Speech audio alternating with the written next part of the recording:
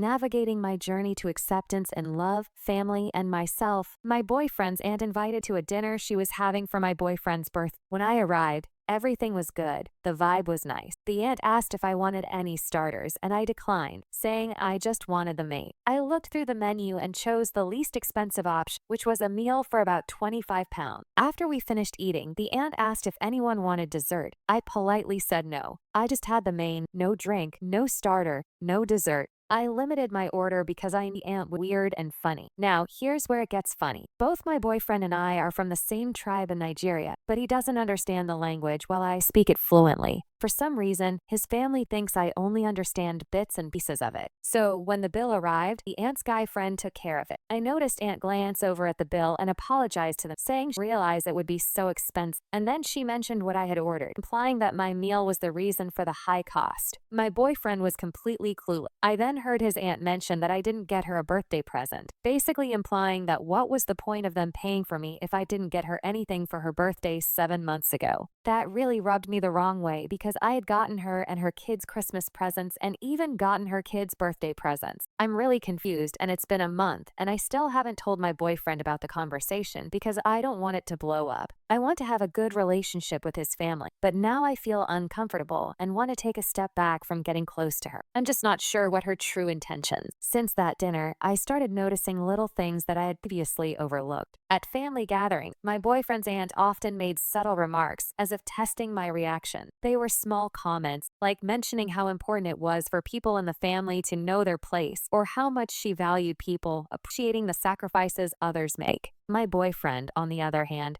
remained blissfully unaware of this underlying tension. He often remarked about how lucky he felt to have such a close-knit family and how much he wanted me to feel like a part of it. That unspoken pressure to integrate only made me feel more trapped. I wanted to confide in him about what I'd overheard that night, but the fear of igniting a larger conflict held me back. Meanwhile, his aunt continued to host family events where she seemed to go out of her way to reaffirm her role as the family's matriarch. One afternoon, during a barbecue at her house, she asked me to help her in the kitchen. I thought it might be a good opportunity to smooth things over, so I agreed willingly. While we peeled potatoes, the conversation turned more personal. She asked about my family, my future plans, and then, almost casually, she said, "You know, in this family, we value respect a lot. Sometimes when someone new comes in, it's hard to tell if they understand our ways. But I guess that comes with time, doesn't it?" Her tone was kind, but there was something in her gaze that made me uneasy. It felt like she was giving me a veiled warning disguised as advice. My instinct was to smile and steer the conversation in another direction, but deep down, I felt something crack. Why did she seem so determined to remind me that I was an outsider in her world? Later, as we served the food, I noticed that all the praise was directed at her. "Auntie, everything is so delicious." The cousins and nieces chimed. Even my boyfriend joined in the compliment. It felt like, in some way,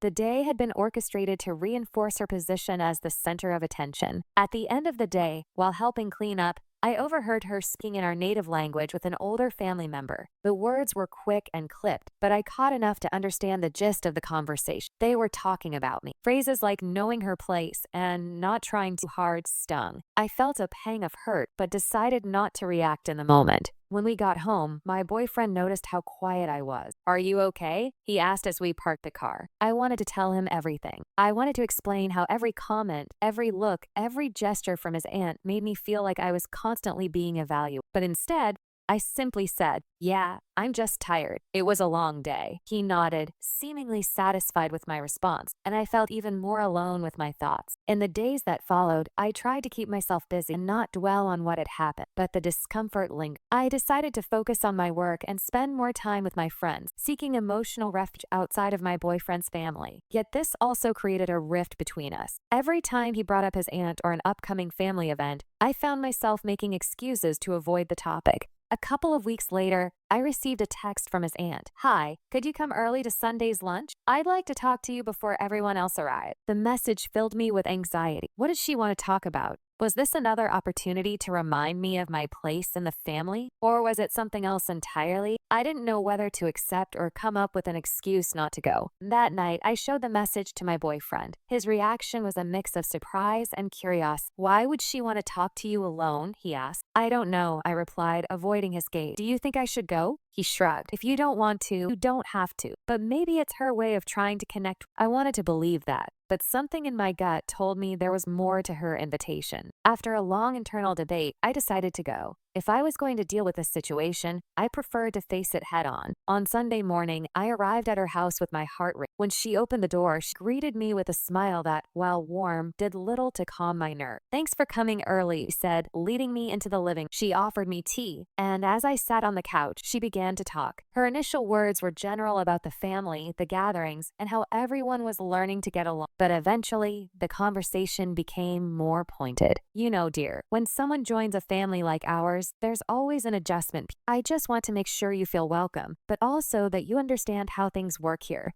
I felt a knot in my stomach. What exactly did she mean by that? Was this a warning, advice, or something else? Her tone was kind, but her words seemed carefully chosen to convey a deeper message. Before I could respond, another family member arrived, interrupting the conversation. The aunt quickly shifted the topic, as if she didn't want anyone else to know what we'd been discussing. That morning left me with more questions than answers, and a sense that this dynamic was far from being resolved. After that Sunday lunch, I couldn't stop replaying the conversation with my boyfriend's aunt in my head. Her words lingered, heavy with ambiguity. How things work here felt like a phrase loaded with hidden rules and expectations that I hadn't been explicitly told about, yet I was somehow expected to follow. In the weeks that followed, I made a conscious effort to distance myself from her. It wasn't an outright avoidance. I still showed up to family events and participated in conversation, but I kept my interactions with her polite and brief. Despite my best efforts, I could sense her watching me, almost as if she were waiting for me to make a misstep. One evening, my boyfriend invited me to a family dinner at his cousin's house. He seemed excited about it, so I didn't want to decline, even though the thought of another evening under his aunt's scrutiny made me uneasy. When we arrived, the atmosphere was lively. The cousins were laughing, the kids were running around, and the table was already set with dishes that smelled absolutely divine. I relaxed a little, thinking that maybe this gathering would be different. For the first half hour, it was. I chatted with his cousin, shared a few laughs, and even helped the host serve drinks. Then, as everyone settled around the table, his aunt made her entrance. She carried herself with the air of someone who commanded attention, and soon enough, the conversation shifted toward her stories, her experiences, her opinions. At one point during dinner, she turned to me and asked, "So, how are you finding your place in the family? Are you feeling more settled now?" Her tone was friendly enough, but the question caught me. "It's been getting to know everyone better. I'm still learning, but I'm enjoying it." She smiled back, but there was something about it that felt patronized. "That's good to hear," she said, taking a sip of her wine. "In our family, we believe in contributing, you know? Everyone has a role to play." The subtle dig wasn't lost on me. I nodded politely, not wanting to give her the satisfaction of a reaction. My boyfriend, oblivious as ever, jumped in to talk about how much I had been helping him with his work lately. His words shifted the attention away from me, and I silently thanked him for it. After dinner, as I was helping clear the table, one of his younger cousins pulled me aside. She was in her early 20s, with a mischievous glint in her eye that suggested she wasn't as bound by the family dynamics as the other. "You're holding up pretty well," she said with a smirk. "Auntie can be intense." I raised an eyebrow.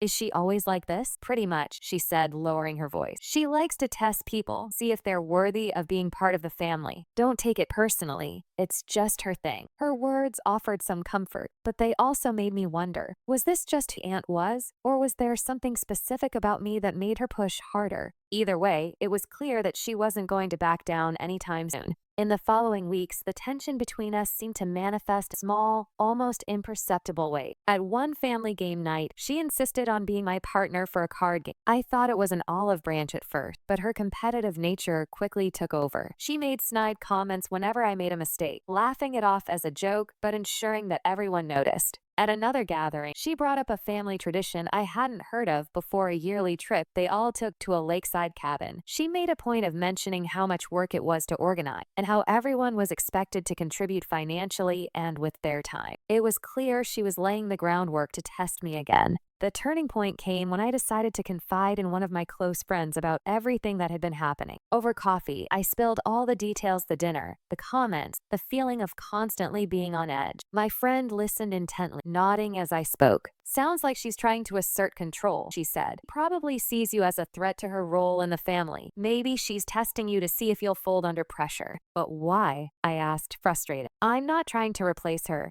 I just want to be with my boyfriend and get along with his family. She might not see it that way, my friend replied. Maybe in her mind, being close to him means you're encroaching on her influence over him. Family dynamics can get weird like that. Her words stayed with me, making me rethink every interaction I'd had with the aunt. Was she really threatened by me, or was this just her way of maintaining control? Either way, it was exhausting. A few days later, my boyfriend told me his aunt had invited us to a weekend trip with some extended family members. It was at a beach house she rented every year, and apparently it was one of her favorite traditions. It'll be fun, he said. You'll get to meet more of the family and we can spend some time relaxing. I hesitated but eventually agreed. If I avoided every family event, it would only make things worse. Plus, a weekend at the beach didn't sound so bad. When we arrived, the house was beautiful white walls, large windows overlooking the ocean, and a spacious deck where everyone had gathered for drinks. His aunt greeted us warmly, almost too warmly, which immediately put me on edge. She was being unusually accommodating, offering me snacks and asking if I needed anything.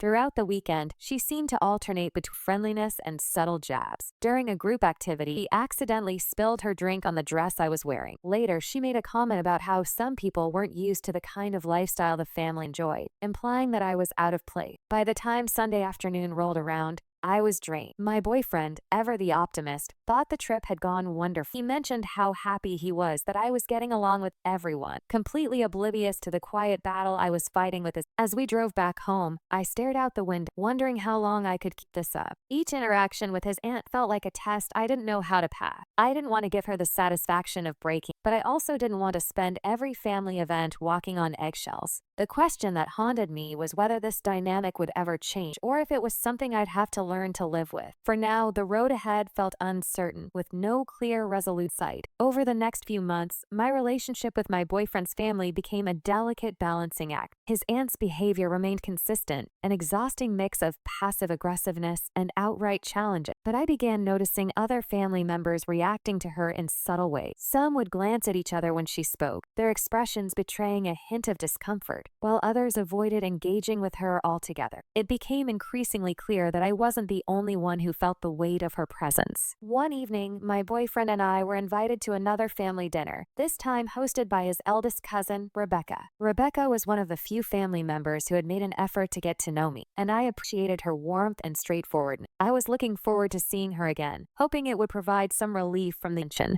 When we arrived, Rebecca greeted us with a smile and a glass of wine. Her home was cozy and inviting, with soft lighting and music playing in the background. The atmosphere felt relaxed, almost enough to make me forget the anxiety I carried to every family gathering. That is, until his aunt arrived. She walked in fashionably late, as always, carrying a tray of her famous homemade dessert. Rebecca thanked her graciously, but didn't seem particularly enthused. I noticed Rebecca's husband exchange a quick look with her, something unspoken passing between them. It was subtle, but it piqued my curiosity. As the evening unfolded, the usual dynamics began to play out. His aunt dominated the conversation, steering every topic back to herself. She made a point of asking questions about my job, my hobbies, and my family background, but her tone felt more like interrogation than genuine curiosity. Each answer I gave seemed to prompt a follow-up comment that was just slightly dismissive or patronizing. At one point, she asked, "So, have you and my nephew talked about your future yet? You know, marriage, children, all of that?" The question was direct, and the entire table fell silent. I could feel everyone's eyes on me, including my boyfriend's. He looked as surprised as I felt, though he quickly stepped in to deflect. "Auntie," he said with a nervous laugh, "we're taking things one step at a time. No need to rush us." She smiled, but it didn't reach her eyes. "Of course," she said, her voice dripping with false sweetness. "I just think it's important to be clear about these things early on. After all, family is everything." The conversation moved on, but I couldn't shake the feeling that her comment was meant to unsettle me. Later, as we were saying our goodbyes, Rebecca pulled me aside. "Don't let her get to you," she said quietly. "She's always been like this, always testing people, pushing boundaries. Just remember, it's not about you, it's about her." I nodded, grateful for her reassurance, but unsure if it made me feel any better. If this was how his aunt treated everyone, why did it feel so personal with me? As we drove home that night, my boyfriend sensed my unease. "Are you okay?" he asked, his hand resting lightly on mine. "I'm fine," I lied, staring out the window. "It's just your aunt. Sometimes she says things that feel a little pointed." He sighed, his expression a mix of frustration and guilt. "Yeah, she can be intense. But that's just how she doesn't mean anything by it."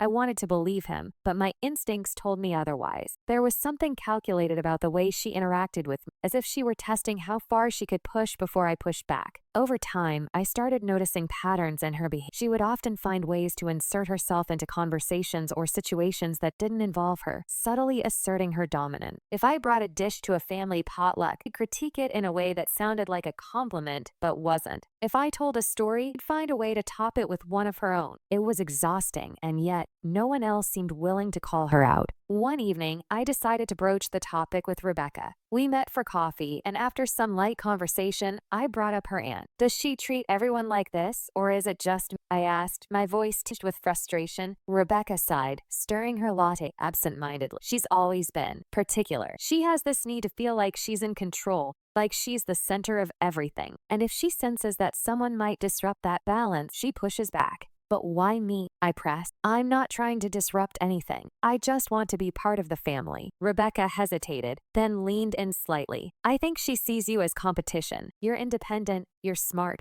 and you're not falling over yourself to impress her. That probably unsettles her. Her words made sense, but they didn't make the situation any. If anything, they added another layer of complexity to an already difficult dynamic. How was I supposed to navigate a relationship with someone who saw me as a threat? As the months went on, the tension between us remained a constant undercurrent. There were moments when I thought things might be improving, small instances where she seemed to let her guard down, but they were fleeting. More often than not, her demeanor was one of subtle antagonism, a game of power and control that I hadn't signed up for but was somehow forced to play. The question of whether to confront her lingered in the back of my mind, but I wasn't sure how to approach it or if it was even worth the effort. For now, I focused on maintaining my composure, navigating each interaction with careful diplomacy while trying to preserve my relationship with my boyfriend and the rest of his family. The path forward felt like walking a tightrope, each step requiring balance, patience, and a resilience I wasn't sure I had. And with every gathering, every dinner, every interaction, I wondered, how long could I keep this up before something or someone finally snapped? A few weeks later, my boyfriend and I attended a family charity event organized by his aunt. It was a formal dinner held at a banquet hall, complete with speeches, raffles, and an auction. The event seemed like her crowning achievement, something she clearly took immense pride in. My boyfriend was excited for me to see the best of her in action, but I approached the evening with trepidation, knowing that even in her best moments, she often managed to unsettle me. When we arrived, greeted us warmly, her smile dazzling and her demeanor almost unnervingly friendly. For a moment, I allowed myself to hope that the evening might pass without it. She introduced me to several family friends, speaking highly of my accomplishments, which caught me off guard. Her words felt almost genuine, and I started to wonder if perhaps I had misjudged her all along. But as the evening unfolded, her behavior began to shift. During the auction, she made a point of highlighting the contributions of several family members, praising their generosity and dedication to the cause. When it came to my boyfriend and me, she casually mentioned that some people are still learning how to contribute to the family's legacy. The comment, though subtle, was unmistakably aimed at me. I glanced at my boyfriend, who was too engrossed in the auction to notice the remark. My face burned with embarrassment, but I held my tongue, unwilling to make a scene. Later, during the dinner, I found myself seated next to one of her close friends, an older woman with a sharp wit and a keen eye for details. She struck up a conversation with me, asking about my background and how I was finding my place in the family. Her tone was kind, but her questions carried an undercurrent of curiosity that felt almost probing. You seem like a strong woman, she said after a while. I imagine that's why she's so hard on you. I blinked, unsure of how to respond. Hard on me? She smiled knowingly. Oh, darling, don't take it personally. She's hard on everyone who threatens her spotlight. It's her way of maintaining control. Her words echoed what Rebecca had told me, but hearing them from someone outside the immediate family made them feel even more significant. I wanted to ask more, to understand what lay at the root of the aunt's behavior. But the woman was soon drawn into another conversation, leaving me with more questions than answered. As the night wore on, I noticed my boyfriend watching from across the room. Her expression was unreadable, but I could feel the weight of her scrutiny. It was as if she was waiting for me to falter, to confirm whatever narrative she had built about me in her mind. The event ended late, and as we said our goodbyes, pulled me aside. You handled yourself well tonight, she said, her tone almost begrudging. It's not easy fitting into a family like ours. Thank you, I replied, unsure whether it was a compliment or another veiled remark. I'm doing my best. She studied me for a moment, her expression softening just slightly. That's good. Just remember, it's not about doing your best. It's about understanding what's expected of you. Her words lingered long after we left the event. What exactly was expected of me? Was there some unspoken rule book I was supposed to follow? Or was this simply her way of asserting her authority yet again? Over the following weeks, her behavior became increasingly erratic. Sometimes would go out of her way to include me in family activity, inviting me to brunches or asking for my opinion on trivial matters. Other times, she would make offhand comments that seemed designed to undermine. It felt like a game of psychological chess, and I was constantly trying to anticipate her next move. At one family barbecue, I decided to take a more proactive approach. When she commented about how some people weren't as familiar with the family's tradition, I smiled and said, "That's true. I'm still learning, but I'd love to hear more about them from you." The response seemed to catch her off guard. For a moment, she hesitated, as if unsure how to proceed. Then she launched into a lengthy explanation about one of their holiday rituals, clearly relishing the opportunity to be the center of attention. It wasn't exactly the resolution I was hoping for, but it felt like a small victory nonetheless. Still, the underlying tension. My boyfriend noticed it more frequently now, often asking if I was okay after family gathering. I always assured him that I was, not wanting to burden him with my frustration. But the truth was, I felt increasingly isolated. No matter how hard I tried, it seemed like his aunt would never fully accept me. The breaking point came during a weekend trip to the family's cabin. It was supposed to be a relaxing getaway, a chance for everyone to unwind and spend quality time together. But from the moment we arrived, it was clear that his aunt had other plans. She immediately took charge, assigning tasks to everyone and ensuring that she was at the center of every activity. When I offered to help prepare dinner, she dismissed me with a wave of her hand, saying, "Oh, don't worry, dear. This is something we've been doing for years. You can just observe for now." The comment stung, but I forced myself to smile and step back. Throughout the weekend, she continued to assert her dominance, finding subtle ways to remind me that I was an outsider. By the time we left, I felt more exhausted than when we'd arrived. On the drive home, my boyfriend finally brought it up. "I feel like something's been bothering you lately," he said. "Is it my aunt?" I hesitated, unsure how to respond. Admitting the truth felt risky, but keeping it to myself was becoming unbearable. Finally, I took a deep breath and said, "Sometimes it feels like she doesn't want me." He frowned, clearly troubled by my words. "I don't think that's true," he said after a moment. "She's just complicated. She's always been like that with new people." "Maybe," I replied, my voice quiet, but it's hard not to take it personally. We drove the rest of the way in silence, the weight of the conversation hanging between us. I didn't know what the future held for my relationship with his aunt or with his family as a whole, but I knew one thing for certain. This wasn't a battle I could fight alone. In the weeks following the cabin trip, I began to notice something subtle but significant: cracks in the family's facade. While most of them still tiptoed around the aunt's dominance, a few seemed to grow weary of her antics. Rebecca, in particular, started speaking more openly about her frustrations during our occasional coffee taps. "She's always been like this," Rebecca said one afternoon, stirring her cappuccino with a sigh. "She thrives on control. But lately, it feels like she's pushing harder than usual, especially with you." "Why me?" I asked, leaning forward. "I'm not challenging her. I'm just here." Rebecca gave me a wry smile. "That's exactly. You're not playing the game. Most people either appease her or avoid her, but you're doing neither. It throws her off balance." Her words lingered with, and I started to wonder if Rebecca was right. Perhaps my attempts to keep the peace without fully bending to aunt's whims were inadvertently feeding the tension. But how could I change that without losing myself in the process? The next family event was a casual Sunday lunch at the aunt's house. The atmosphere was lighthearted, at first kids playing in the yard, adults mingling over drinks. I stayed close to my boyfriend, hoping to avoid any direct confrontation. But as the afternoon wore on, the aunt managed to zero in on me. "Would you mind helping in the kitchen?" she asked sweetly, her tone leaving little room for refusal. "Of course," I said, following her inside. I told myself this could be an opportunity to build some kind of bridge between. As we worked side by side, her questions started again. "So, have you and my nephew talked about long-term plans? Buying a house, perhaps? Starting a family?" I hesitated, carefully choosing my word. "We're focusing on building our lives together right now. Everything else will come in time." She raised an eyebrow, a faint smirk playing on her lips. That's one way to look at it. But in this family, we believe in planning ahead. It's important to know where you stand. Her words felt like a challenge, but I nodded politely, unwilling to take the bait. We continued preparing food in silence, her demeanor unreadable. Just as I thought the moment might pass, she turned to me and said, "You know, when I first married into this family,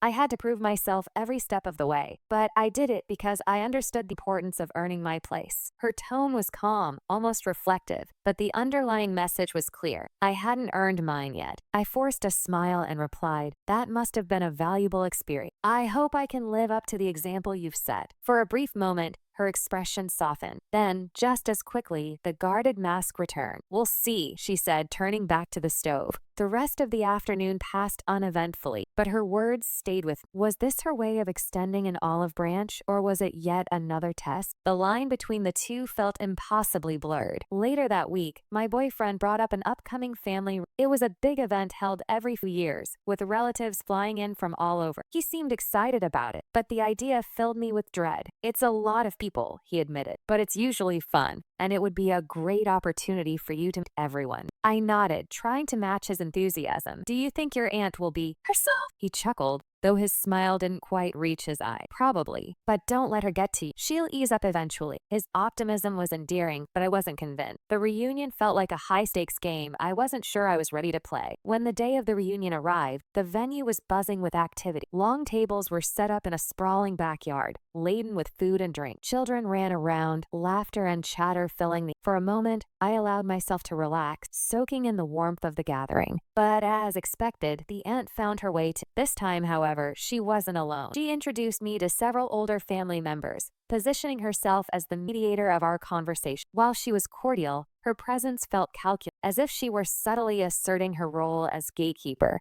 One of the elders, an elderly uncle with a twinkle in his eye, took an immediate liking to me. He asked about my work, my interests, and how I'd met my boyfriend. His warmth was genuine, and I found myself enjoying the conversation despite the aunt's hovering presence. "Well," the uncle said with a laugh, "you seem like a fine addition to this family. Don't let anyone tell you otherwise." The aunt's smile faltered ever so slightly, but she recovered quickly. "Of course," she said, her voice tight. "We're all happy to welcome her." The moment felt like a small victory, but I knew better than to let my guard down. The rest of the day was a delicate dance of pleasantries and subtle power play. By the time we left, I was emotionally drained, though my boyfriend was oblivious as ever. "That wasn't so bad, was it?" he asked as we drove home. I managed a weak smile. "No, not too bad." But inside, I knew the battle was far from over. The family dynamics were as complex and unyielding as ever, and the aunt's approval or lack thereof continued to loom over everything. Each interaction felt like a step closer to understanding her motive, but the path forward remained uncertain, with no clear resolution in sight. The family reunion marked a turning point for me. For the first time, I realized that my struggle with my boyfriend's aunt wasn't just about fitting into the family. It was about understanding my own boundaries and what I was willing to accept in my life. Her behavior had taken a toll on me, yeah, but it had also forced me to confront something I'd been avoiding: how much I was willing to fight for this relationship and where I would draw the line. A few weeks later, an invitation arrived for a dinner at her house. It wasn't unusual, but this time, my boyfriend suggested something that caught me off guard. "Why don't you talk to her?" he said as we were getting ready. "Like, really talk to her. Maybe you'll find some common ground." I stared at him, unsure whether he was naive or hopeful. "And what if she just sees it as another chance to push me away?" He shrugged. "At least you'll know you tried." His words stayed with me on the drive over,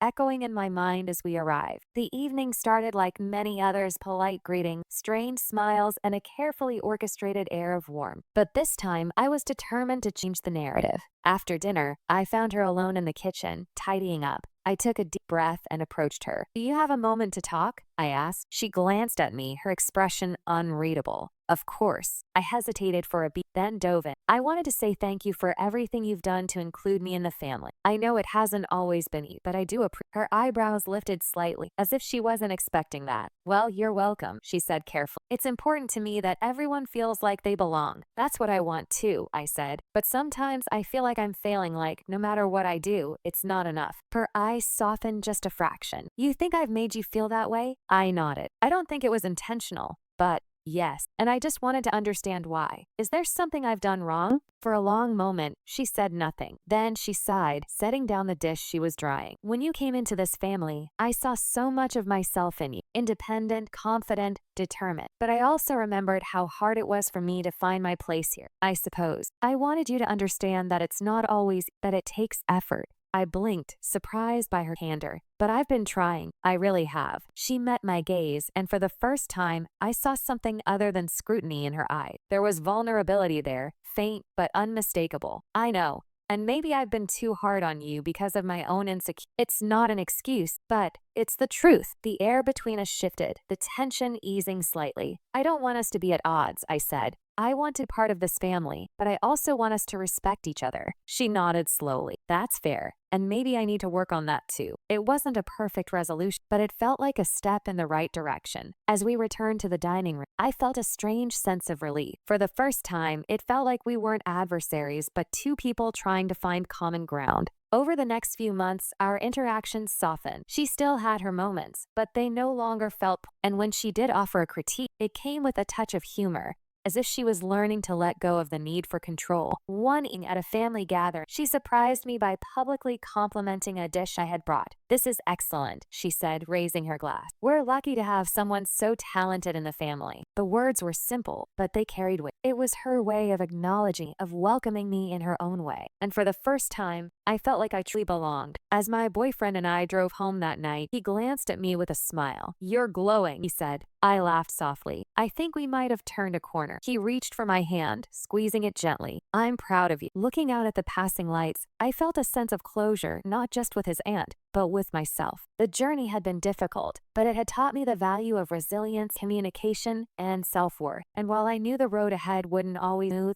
I was finally ready to face it, knowing I had found my place not just in his family, but in my own life.